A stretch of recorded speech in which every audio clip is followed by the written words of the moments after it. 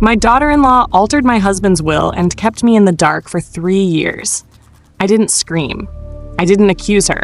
I simply folded the papers she handed me and placed them back on the polished conference table, as if they were nothing more than receipts from a grocery store. "I understand," I said with a small smile that made both her and my son shift in their seats.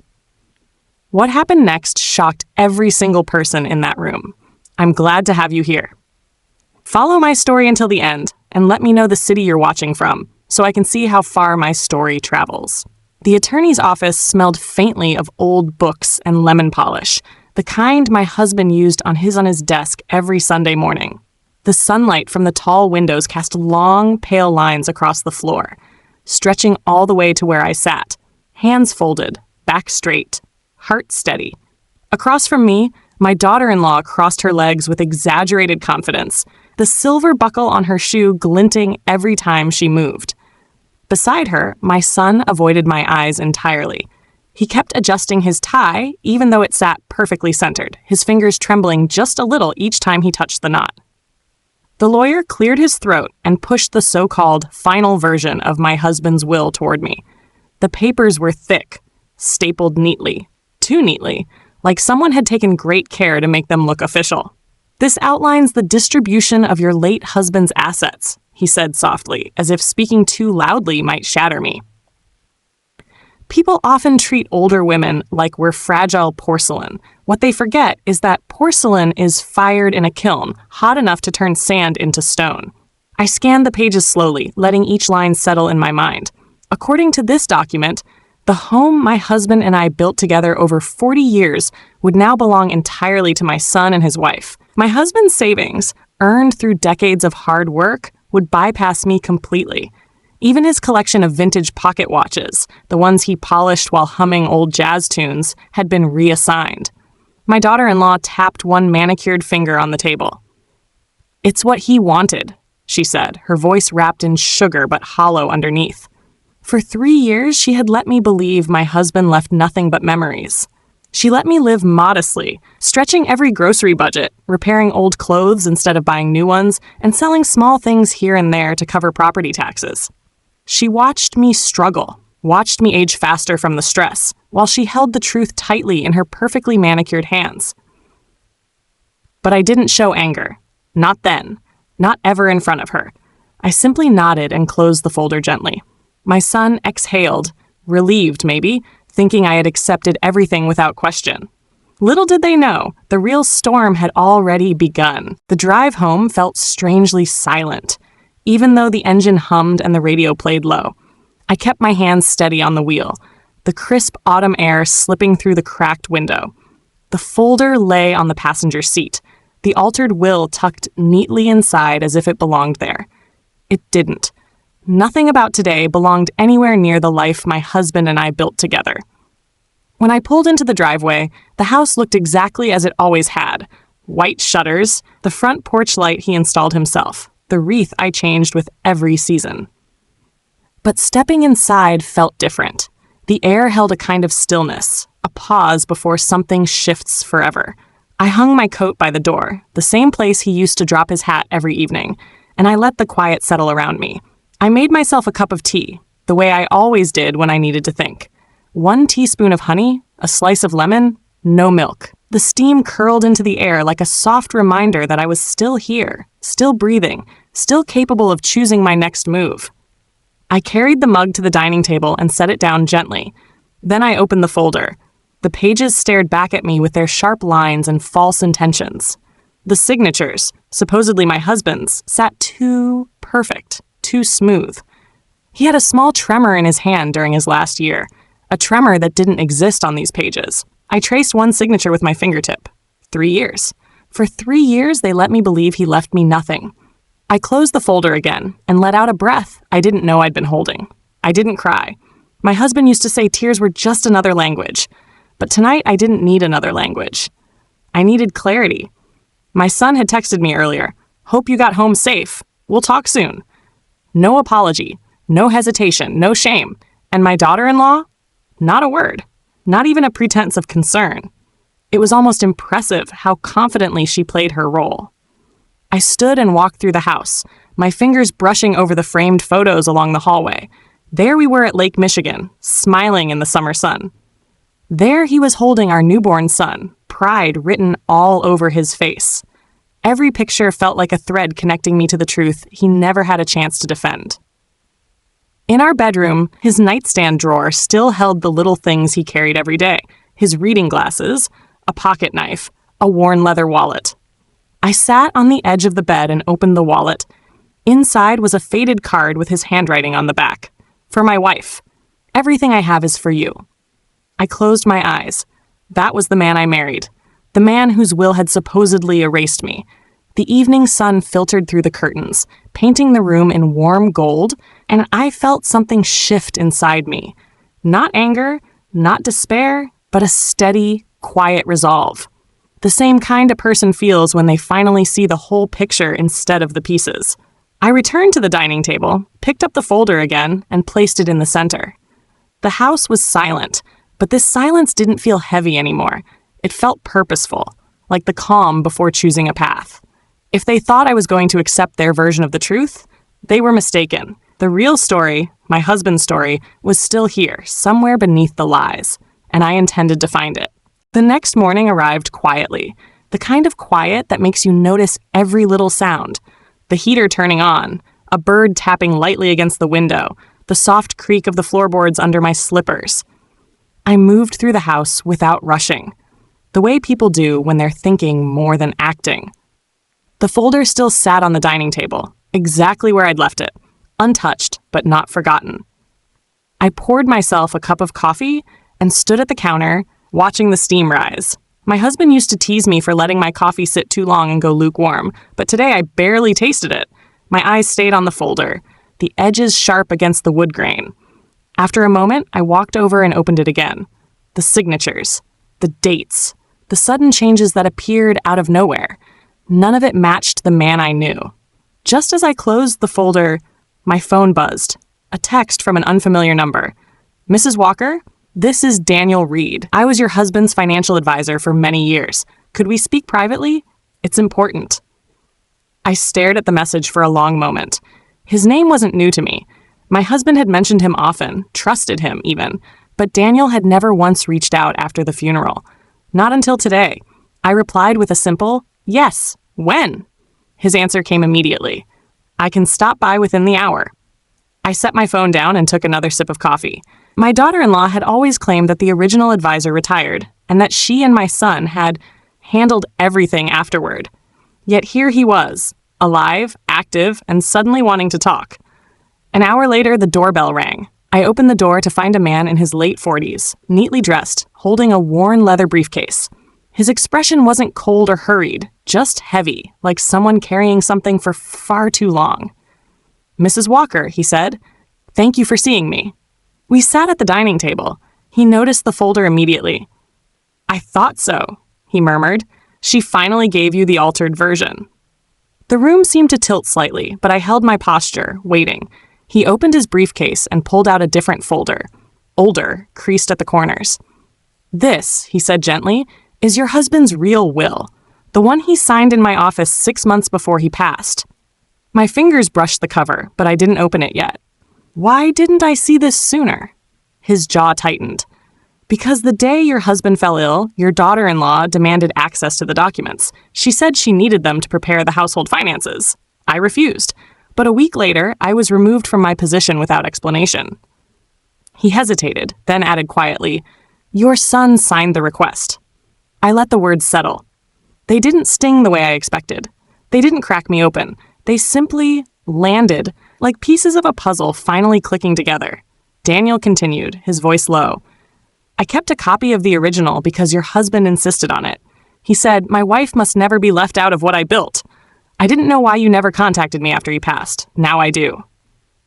I opened the folder slowly. My husband's handwriting greeted me, shaky in some places, but real. Absolutely real. The assets, the house, the accounts, all listed under my name. Everything he promised me. For a moment, I simply breathed. In and out. Not with relief, not with anger, but with certainty. I closed the folder softly. "Thank you, Mr. Reed," I said. "This means more than you know." He nodded and stood. "You're not alone in this. And you're not powerless." After he left, I stayed at the table, one hand on each folder, the lie and the truth. The contrast between them felt almost physical. My daughter-in-law thought she held all the cards. She thought she controlled the narrative, thus the paperwork, the story of my husband's legacy. But the real story was back in my hands now, and I had every intention of letting the truth speak. That afternoon, the house felt different, lighter in some corners, heavier in others, like the truth itself had shifted the air. I placed both folders on the coffee table, the real will on top of the altered one, and sat back on the couch. The sunlight fell across the pages in a soft stripe, and for a moment, I just watched the dust float through the beam. My husband used to say that dust wasn't dirt. It was proof that life had been lived in a home. That thought stayed with me longer than expected. I reached for the real will again, not because I needed to read it, but because touching it grounded me.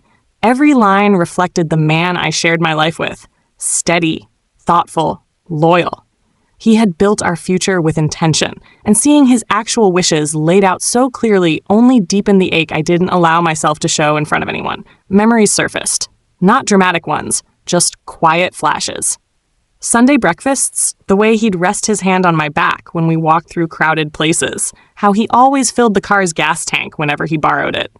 Love doesn't always shout. Most days, it whispers. And he had whispered it in every small thing. That's why the forged signatures felt even colder.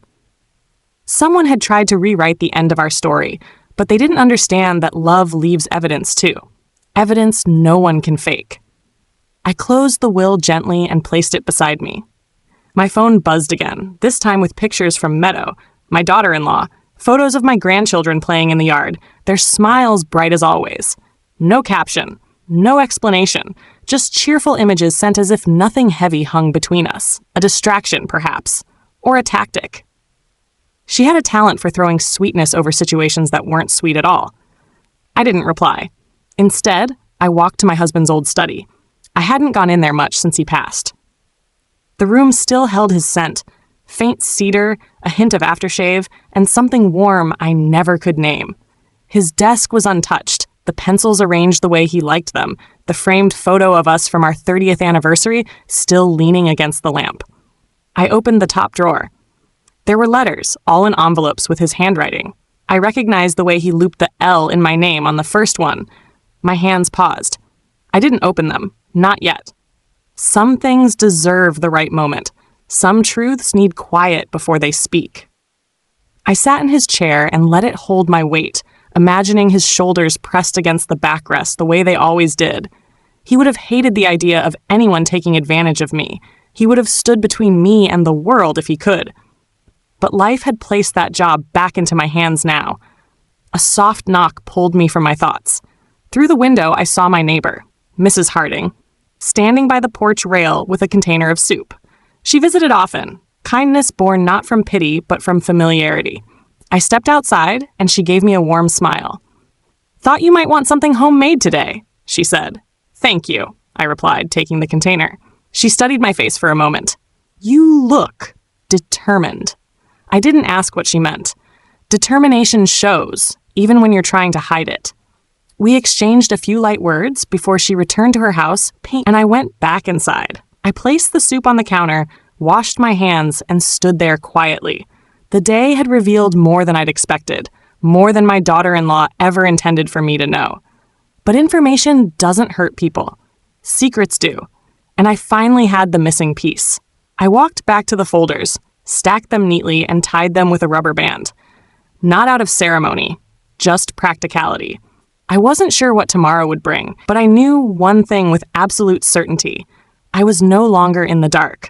And people who rely on darkness never react well when the lights come on. That night, I didn't sleep much. Not because I was worried. Worry is a twisting, frantic thing. And what I felt was steady, grounded. It was the kind of wakefulness that comes when your mind is finally arranging the truth into its rightful places. I lay there in the dim glow of the bedside lamp, listening to the quiet rhythm of the house, until the early hours painted a pale line across the curtains. By morning, I had made a simple decision. I wasn't going to confront anyone yet. Not my son. Not my daughter-in-law. Not even the attorney who had recited the altered will with such polished calm. People reveal their intentions best when they think they've won, and I needed them to keep showing me who they truly were. Around mid-morning, I heard a car door shut in the driveway. A moment later, the familiar sound of small footsteps thudded up the porch steps, followed by the lighter tap of heels. I opened the door to see my granddaughter, Lily, grinning at me, her arms full of construction paper and glitter. Behind her stood my daughter-in-law, hands clasped, smile fixed. "We were in the neighborhood," she said lightly. "Thought we'd stop by." I knew she wasn't here for a friendly visit. She was checking the temperature, seeing if I seemed suspicious, upset, or unsettled. I simply stepped aside and let them in. Lily darted to the kitchen table, spreading her art supplies everywhere. "Grandma, I'm making a card for school. Want to help?" Her presence softened the edges of the room, and I sat beside her, guiding her hand as she traced a star. My daughter-in-law hovered nearby, pretending to admire the drawings while her eyes kept flicking toward me. "So," she finally said, too casually, "how did you feel about the will?" I know it can be overwhelming. I smoothed a piece of tape onto Lily's project. Overwhelming isn't the word I'd use. She blinked. "Oh, what word then?" I met her eyes, holding her gaze just long enough for her smile to strain. Expected. Her face tightened before she could stop it. A flicker, quick but unmistakable. She composed herself again almost instantly, but the damage was done. She knew I had seen it. To distract herself, she turned to Lily, fussing over the glitter mess that had already spilled across the table. That's when my granddaughter whispered to me, "Mommy was worried you'd be sad yesterday. She kept saying, I hope she doesn't make this complicated." The words were innocent from her mouth, but heavy in meaning. I placed a gentle hand on Lily's shoulder. "I'm not sad, sweetheart." Not anymore. My daughter-in-law stiffened, pretending she hadn't heard. A few minutes later, Lily asked to play in the yard. My daughter-in-law followed her out, but not before clearing her throat. "I'll tell my husband you're doing all right." "Please do," I said, arranging the crayons, "and let him know I'm thinking carefully." This time, she didn't hide the flicker in her eyes. It stayed there, uncertainty, maybe even fear, before she looked away. After they left, the house felt warm again. Not cheerful, but settled. I picked up the glitter-covered paper Lily left behind and brushed off the edges. A small star remained in the center, slightly crooked, but bright. A moment later, my phone buzzed. A message from my sister-in-law, Evelyn, the one person who had always watched my daughter-in-law with quiet suspicion. "Heard some things? Can I come by later? I think we need to talk." I set the phone down slowly. The circle was widening. The truth had momentum now. And the first ally had just stepped into place. For the first time in 3 years, I felt the ground shift, this time in my favor. Evelyn arrived just after lunch, her footsteps firm on the porch boards the way they had always been. She never tiptoed around anything in life. Not grief, not conflict, and certainly not family matters. When I opened the door, she didn't offer a polite smile or a gentle greeting. She looked straight at me, her eyes sharp with the kind of clarity that only comes from finally connecting dots. "I heard they took you to the attorney," she said. "And I heard she did most of the talking." I stepped aside to let her in. "Coffee?" "Yes," she said, removing her coat. "Black. Today feels like a black coffee day." We settled at the dining table, the same table where I had examined both wills the night before. She noticed the folders stacked neatly in the corner but didn't reach for them. "I knew something was wrong," she said. "Your daughter-in-law always circled around the family finances like she owned them. And your son? Well, he followed her lead more than he followed his own sense." I stirred my coffee slowly. "Tell me what you know." She leaned back in the chair, exhaling the way someone does when they've carried a secret too long. 3 years ago, after the funeral, she bragged to someone at church that you'd be comfortable but not spoiled. I thought it was an odd thing to say. Then later, I heard she asked the bank for copies of your husband's documents. She said you agreed to let her handle everything. "I didn't," I said. "I know," she replied. "That's why I'm here." She opened her purse and pulled out a small envelope. "This was mailed to my house last week. No return address. I think someone wants the truth out."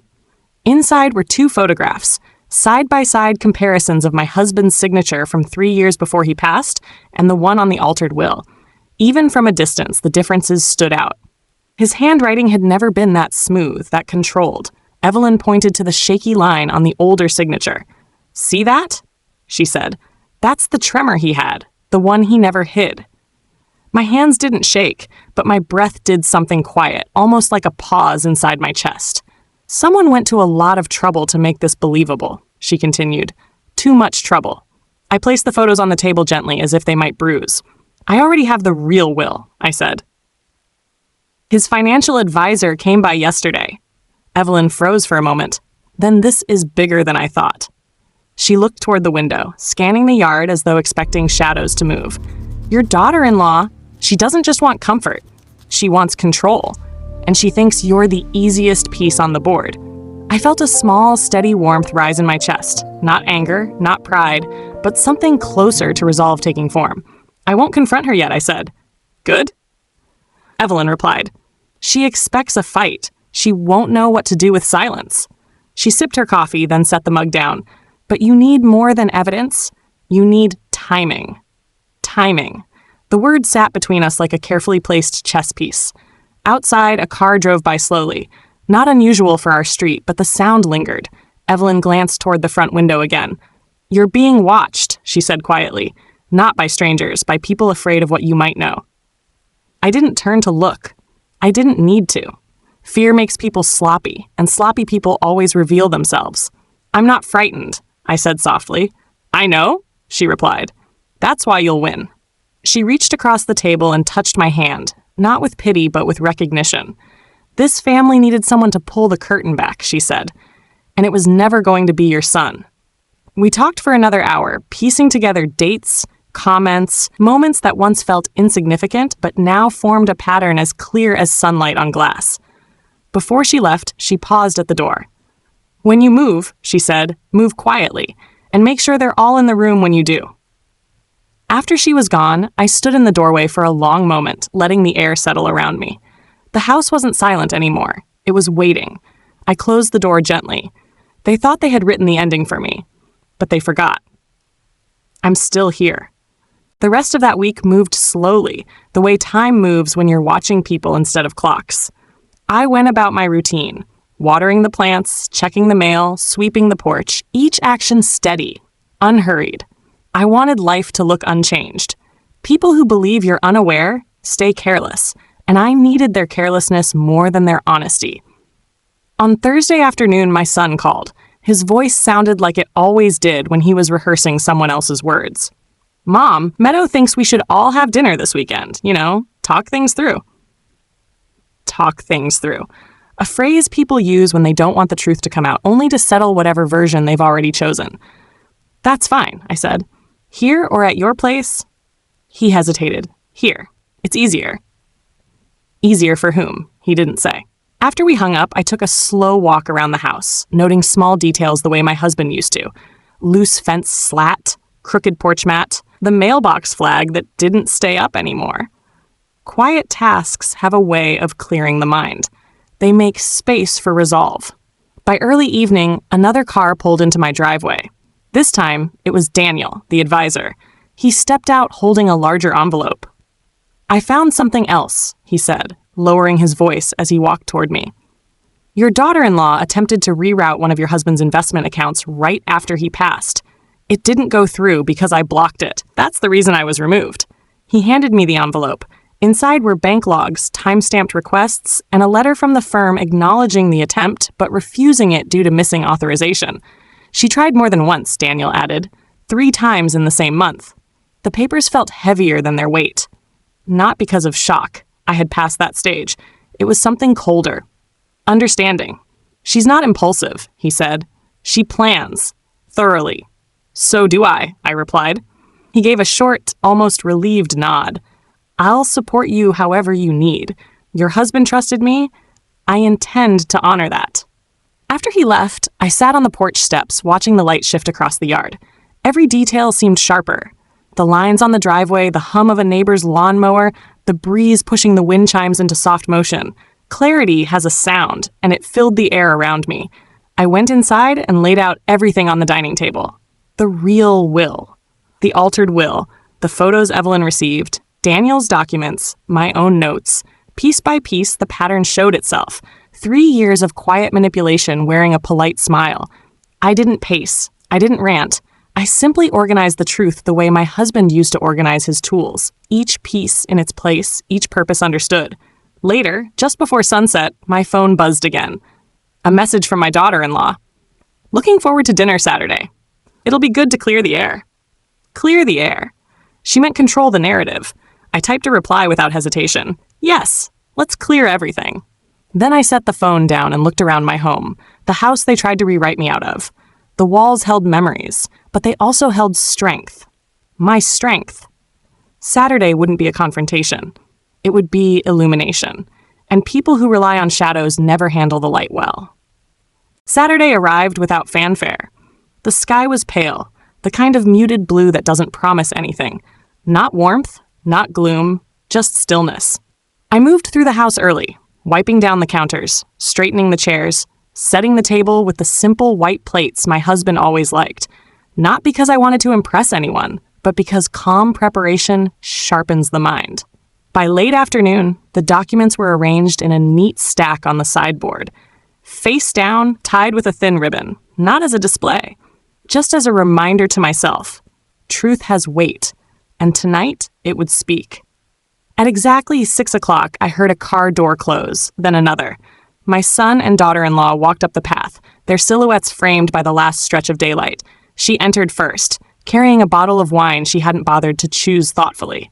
He followed behind, eyes avoiding mine, as though meeting my gaze might unravel everything he'd agreed to. "Smells nice in here," she said, glancing around the dining room. "You've been busy." "I like things in order," I replied. "It helps conversations go smoothly." Her smile tightened for half a second before returning to its usual practiced shape. We sat for dinner, though none of us ate much. My son pushed the food around on his plate. She spoke in soft, measured tones, trying to guide the atmosphere the way she always did. Sweet enough to seem harmless, controlled enough to conceal intent. Finally, she set her fork down.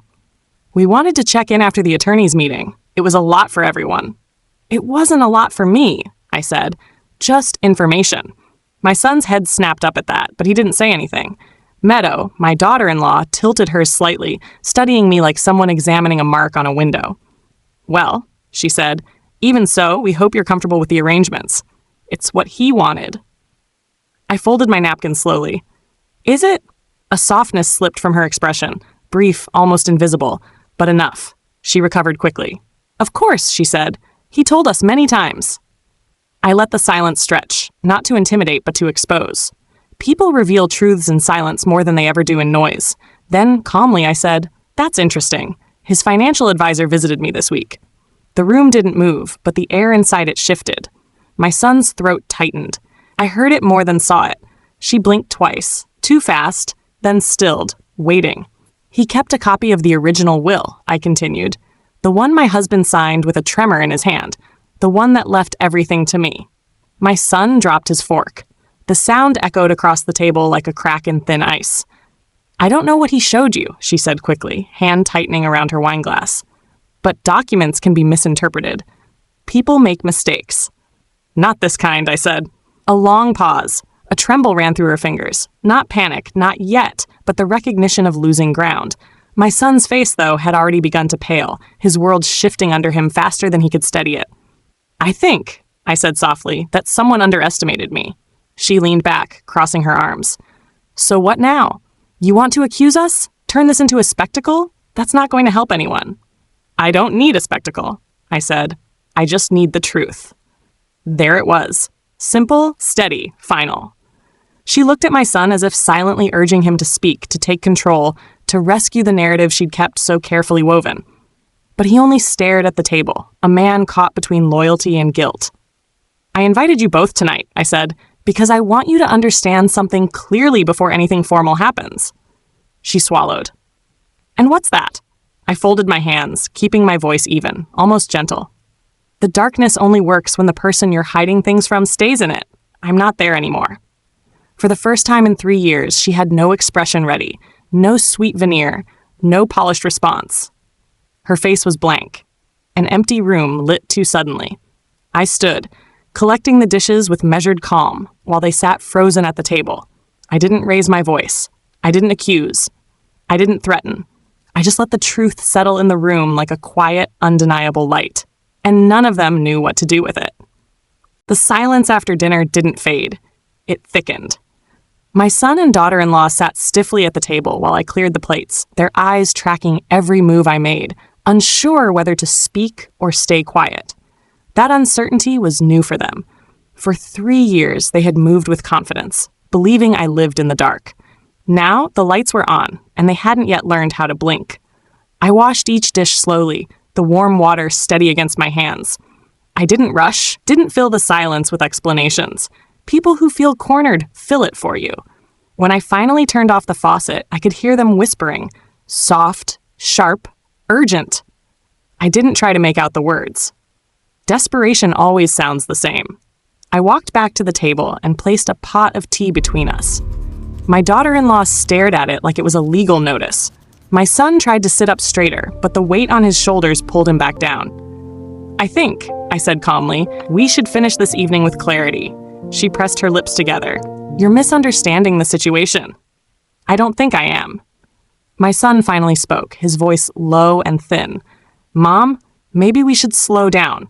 There's a lot we all need to process. That's true, I replied, but only for 2 of us. He fell silent again. I reached for the stack of documents, the ribbon still tied neatly around them, and set it gently in the center of the table. Their eyes widened, though neither reached for it. This, I said, is the truth your father left behind. My daughter-in-law shook her head. You can't trust that man. Advisors get things wrong. People change paperwork without telling their families.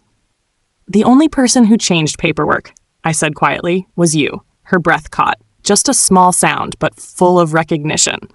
I didn't raise my voice. I didn't lean forward. I just continued.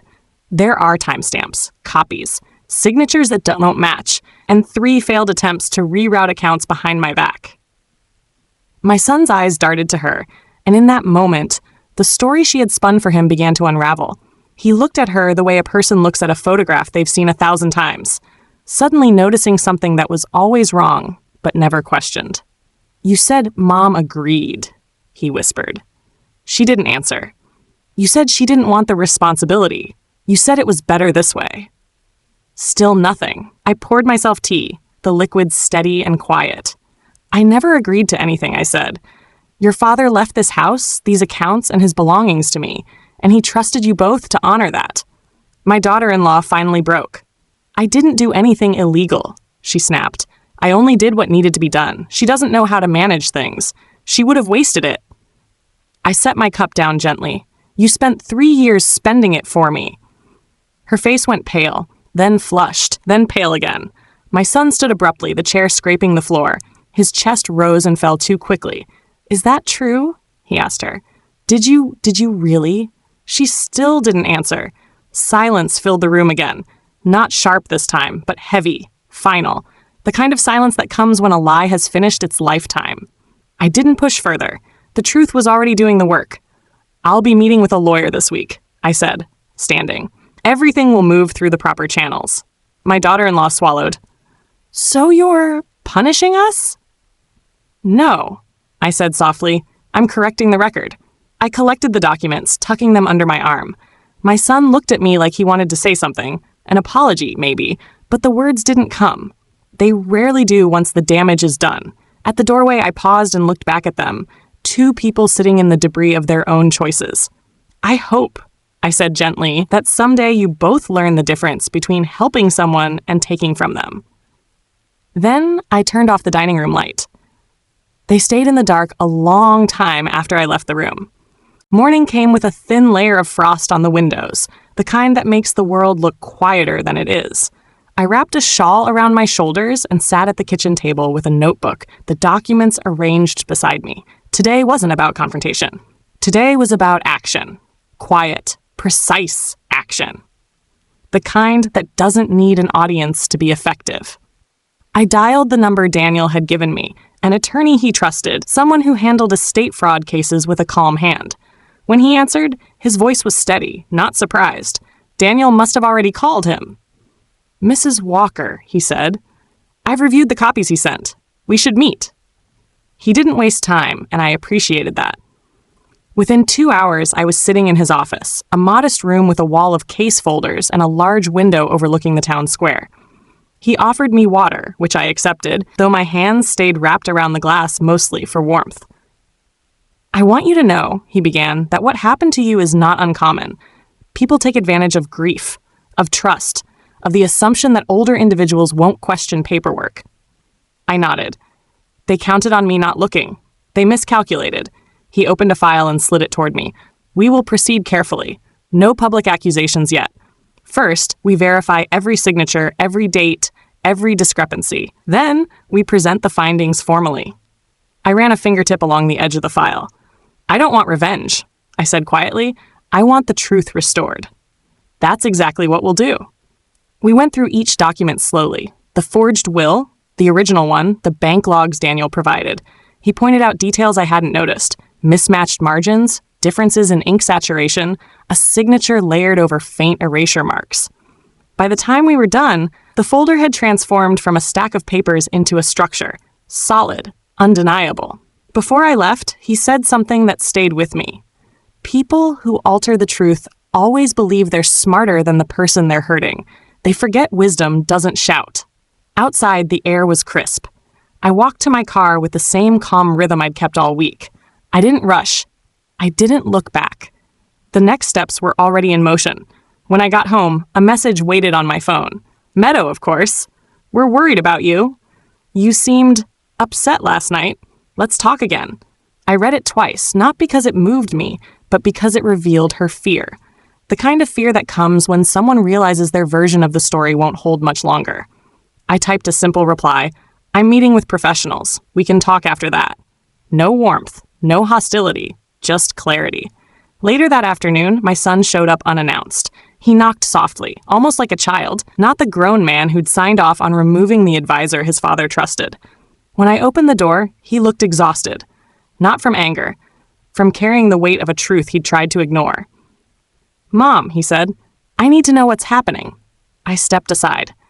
He entered slowly, scanning the house the way people do when they're searching for something familiar to hold on to. At the dining table, he sat down without waiting to be invited. Did Meadow really do all that?" I didn't sit.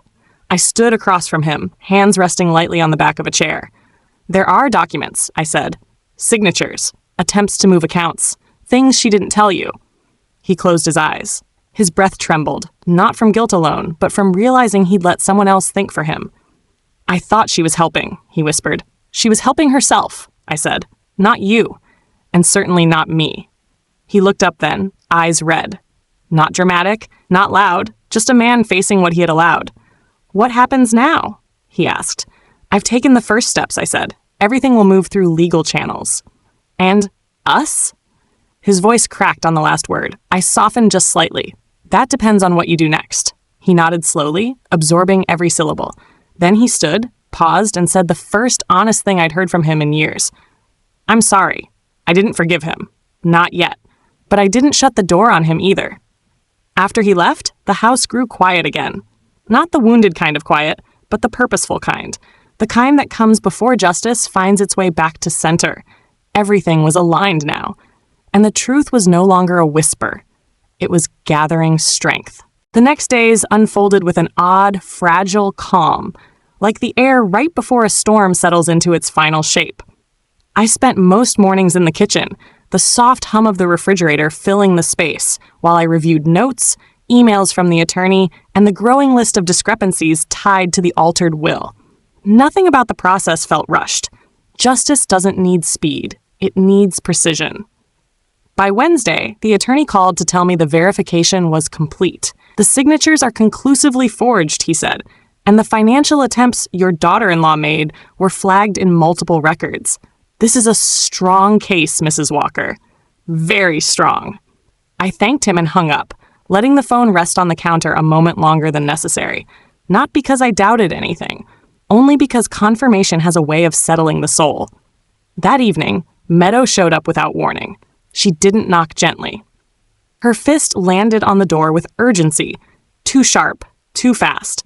When I opened it, she pushed a smile forward like a shield. "Can we talk?" she asked. Her eyes were restless, darting around the porch as if expecting an audience. I stepped aside. "You can talk. Whether it helps you is another matter." She entered, pacing the living room like someone who'd been rehearsing a speech but still couldn't find the right place to begin. "I know things got tense," she said. "And I know you're upset, but we don't have to make this complicated." I sat in my husband's old armchair, the fabric worn in the exact place his shoulder used to rest. Her presence didn't unsettle me. Her urgency didn't impress me. She was simply revealing herself, layer by layer. "Complication," I said evenly, "arrives when people hide things." Her jaw tightened. "If you take this to court, it'll destroy the family. It'll embarrass your son. It'll wipe out any chance of normalcy." "So your concern," I said quietly, "is image." She opened her mouth, then closed it. A flicker of panic crossed her face before she smoothed it over. "You're being unfair," she insisted. "We did what we thought was right. You were grieving. You weren't capable of handling everything." I held her gaze. Grief doesn't erase competence, and it doesn't give anyone permission to falsify documents.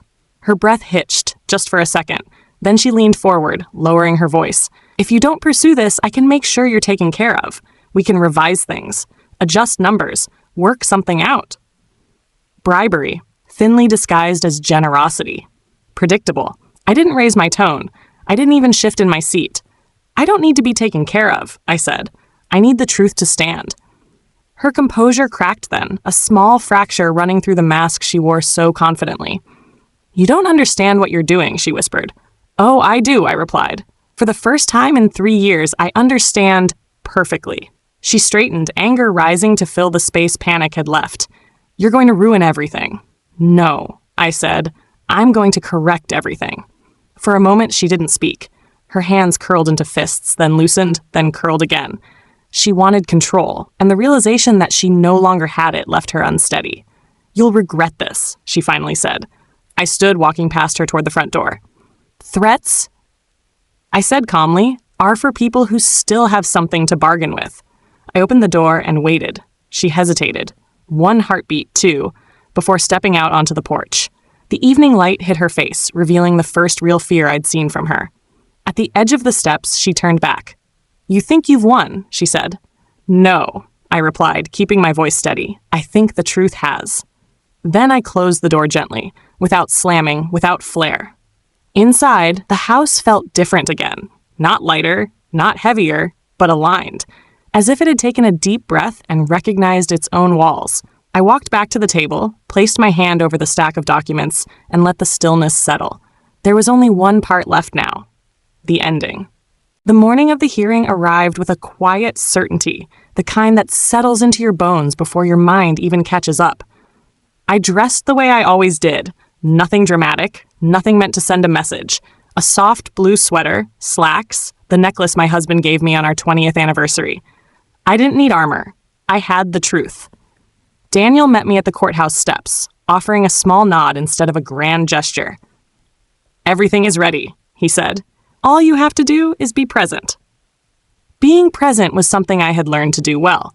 Inside, the room felt colder than I expected, the kind of cold that comes from polished floors and old walls. My son sat on one side, hands clasped tightly, shoulders hunched. Meadow sat beside him, her expression stretched thin, too calm, too composed, like someone clinging to a script that no longer matched the scene. She didn't look at me. The judge reviewed the documents slowly, methodically, in complete silence. Each page turned with a soft but final sound. The real will, the forged one, the bank logs, the signatures. Every lie laid out in clean lines and numbered exhibits. When the judge finally spoke, her voice was steady. "Mrs. Walker," she said, "your husband's original will stands. All assets, properties, and accounts legally belong to you. The altered version is invalid. Further investigation into the manipulation of these documents will proceed." My son closed his eyes. Meadow stared straight ahead, refusing to react, but her knuckles whitened against the edge of the table. There was no shouting, no outburst, no dramatic collapse, just the quiet settling of balance returning to where it always belonged. Afterward, I stepped into the hallway. letting the cool air wash over me. My son followed, stopping a few feet away. For a moment, neither of us spoke. There were too many unsaid things between us. Years of them. "Mom," he finally whispered, "I don't know how to fix what I let happen." I looked at him, not with anger, not with softness, but with something steadier. "You start," I said, "by choosing differently from this moment on." He nodded, tears held back but visible. It wasn't forgiveness, not yet. But it was a door left open. Meadow passed without a word, her heels clicking sharply against the floor. She didn't meet my eyes. She couldn't. The story she had written fell apart in her hands, and she knew it. Some losses aren't loud. Some are simply unavoidable. Outside, the winter sun hung low, casting long shadows across the courthouse steps. I felt none of the heaviness I expected. Instead, there was a quiet warmth rising in my chest. Not triumph, not revenge, relief. The kind that comes when the truth, after being buried for so long, finally exhales. When I arrived home, I set the real will back in my husband's study, right on his desk, where it should have remained all along. I traced my fingers across the wood, remembering the sound of his laughter in that room, the way he always hummed while working. "I handled it," I whispered. "Just like you knew I would." The house felt different. Lighter, aligned, no longer carrying the weight of someone else's deception. I opened the windows, letting in the crisp air, and watched the curtains sway gently. For the first time in 3 years, the silence in my home felt peaceful. Not empty, not lonely, peaceful. I made a cup of tea and sat by the window, letting the sunlight fall across my lap. Life wouldn't return to what it was, but it didn't need to. It had found its balance again, and so had I. The truth had stood. The darkness had broken. And I walked forward, not as someone who'd been fooled, but as someone who refused to stay in the shadows. That was the ending my husband deserved. And it was the beginning I deserved too.